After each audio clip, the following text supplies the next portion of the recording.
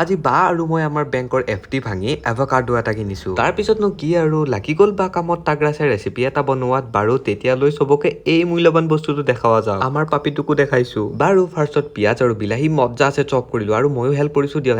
ব্লেডে খুল কি গ'ল। বাই দ্য ৱে মোৰ নিচিনা বিলাহীৰ কেঁচা গোন্ধটো কোনে কোনে ভাল নাপায়। অকে বলক এতিয়া এভকাডোটো কাটো, কিন্তু কটাৰী দি নহয়, নাইফ দি কাটিম আজি। চলো এতিয়াই পৰিলা হয়, বায়ে পিঠি ফালব মোৰ। বাৰু মজ্জা আছে এংকল চেংকল মিলাই আমি কাটিলো আৰু এভকাডোটো মাজেৰে কাটি এনেকে ঘূৰাই বুইছে। গাইজ এতিয়া আপুনিতো মোৰ কপালৰ কথা জানে, অলপমান বেয়া ওলাল, কাটি পেলালো। গেল 45 টকা গেল। অকে তো এই চব বাদ, এতিয়া এভকাডোটো পিটিকা কৰিব লাগিব। আৰু পিটিকা কৰাৰ পিছত কাটি থোৱা ভেজিছৰ লগত মিক্স কৰিব। আৰু পিজ্জা হাটৰ পৰা মনে মনে মাৰি অনা অৰেগানো আৰু চিলি ফ্লেক্সো দিছিলো। আৰু লগতে কিবা কিবি দিছিল, বাৰ চেনেলত ৰেচিপিটো চাই ল'ব। বাৰু মই উস্তাদি মাৰি ব্ৰেড টাৱাত দি পেষ্টটো দিছিলো, বাট ভাল নহ'ল। তো মই মোৰ শিষ্যজনীকে বনাব দিলো। গাইজ তো ফাইনেলি আমাৰ এভকাডো টোষ্ট ৰেডি। এতিয়া খাই টেষ্ট কৰো ৰ'ব। তাৰে আগতে ভালকৈ ভাগ কৰি লওঁ ৰ'ব। অকে তো টেষ্ট কৰি চালো, তাগৰা আছিল, বাট বনাওঁতে কষ্ট বহুত। গাইজ বাৰু আজিলৈ ইমানে। নেক্সট কি ৰেচিপি বনাব লাগে কমেণ্টত কোৱা।